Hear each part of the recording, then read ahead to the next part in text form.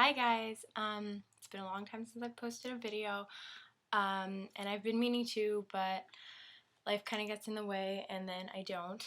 But this video I wanted to do because it's relevant to something I am personally going through right now, and that's antidepressant SSRI withdrawal.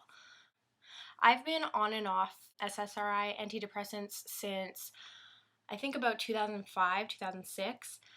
I was originally put on SSRIs because they are supposed to um, help a lot of POTS patients, and the idea behind that is that it regulates serotonin levels that in a lot of POTS patients, I guess, are off and messed up.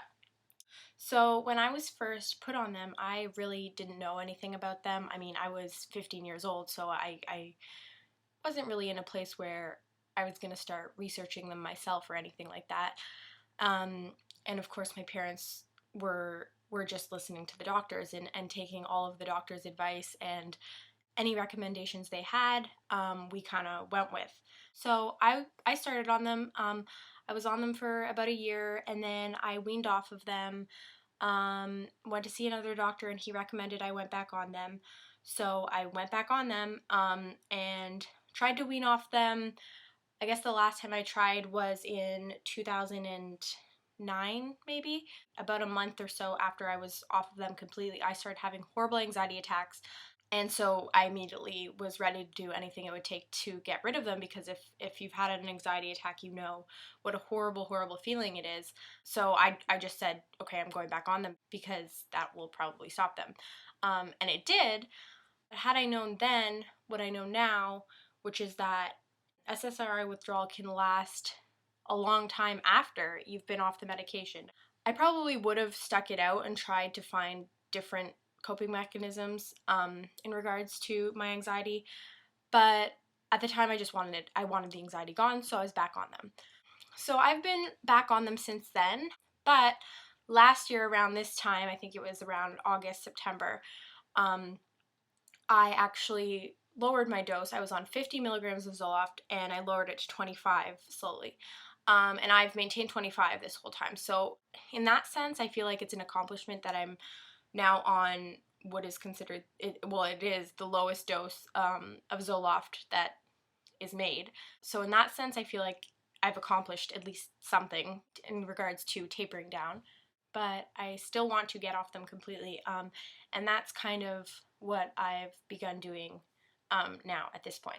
And so I'm going to talk a little bit about how I'm doing that. There are a lot of different ways, a lot of different methods that people use to do this. But for me, I think that this is one of the easiest and gentlest ways to get off an SSRI or antidepressant.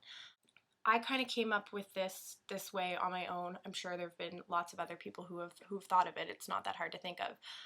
I like it because I can taper down very slowly, but steadily. So I'm going to show you guys what I do.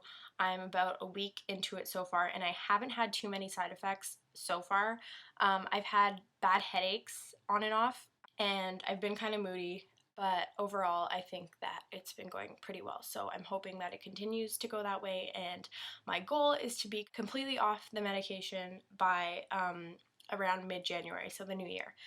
So yeah, this is how I do it, and hopefully if any of you guys are trying to taper off an SSRI or an antidepressant of any kind, you'll learn something new from this video and maybe decide to do it this way.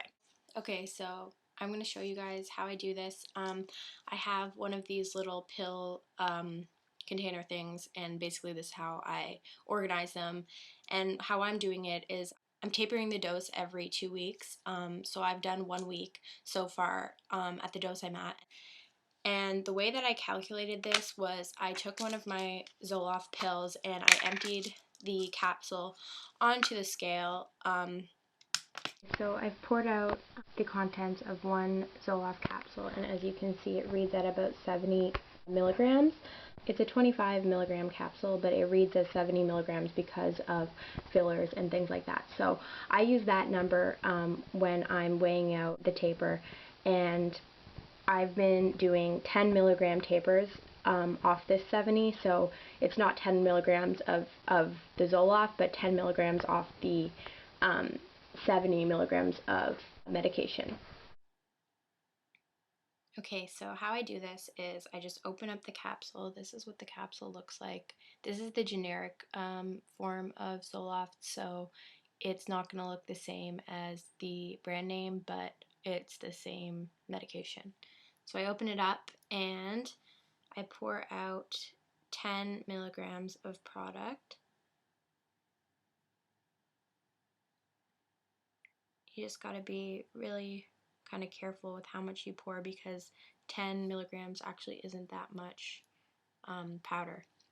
So, and then I put that in there, and I just literally do this for 1 week at a time, and next week, after I've been doing this for 2 weeks, I'll be pouring out 20 milligrams of product for another 2 weeks, and then 30, and so on until I get down to nothing. So that is how I'm doing it right now, and will probably continue to do it. And just to show you guys, this is the scale that I got. I just got it off Amazon. It was, I think it was about $22 plus shipping, which to me is worth it, just because I had looked into compounding pharmacies, and the prices that they were charging for compounding the drug, like basically making their own capsules and in the dosages that I wanted for the next few months, were like, I think it was something like $50 every 2 weeks, something like that. So, I mean, to spend the $20 and be able to use this the whole time, I'm pretty happy with that. And obviously it's not going to be 100% accurate. It can be like 1 to 2, I think I read 1 to 2 milligrams off, which is fine. I mean, it's not life or death.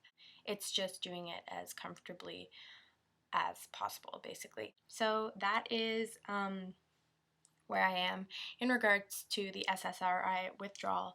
The reason that I want to be off of these for good is because I want to start the herb and supplement portion of my Lyme treatment, which I feel more comfortable doing off of prescription medication, just in case of any, known or unknown interactions with the two. Other than that, my Lyme treatment, well, I haven't really been doing a lot of treatment because I'm waiting to get off this, but I am doing the diet, gluten-free and dairy-free. I've been really strict with that for the past, not full year, I'd say probably 8 to 10 months. And I can't say I see huge improvements with the change, but I definitely do think that it's the healthiest diet to be on, basically for anyone, not just Lyme patients. So I'm pretty committed to it at this point, at least probably until my treatment's done. The treatment that I'm going to be starting is basically a herbal and supplemental protocol that is for parasites such as Lyme. My naturopath has been really good about kind of working with me and what I'm able to do, and I'm pretty optimistic in regards to how treatment will go. I think that it will be slow and gentle, hopefully, and I'm hoping not to have too many bad side effects from it, but I'm kind of just taking one day at a time right now, and yeah. So I'm going to end this. Sorry it's kind of rushed. I just wanted to make the video on the SSRI stuff, and I plan to make another update video soon. I hope you guys are doing well, and I love you all, and I will see you soon.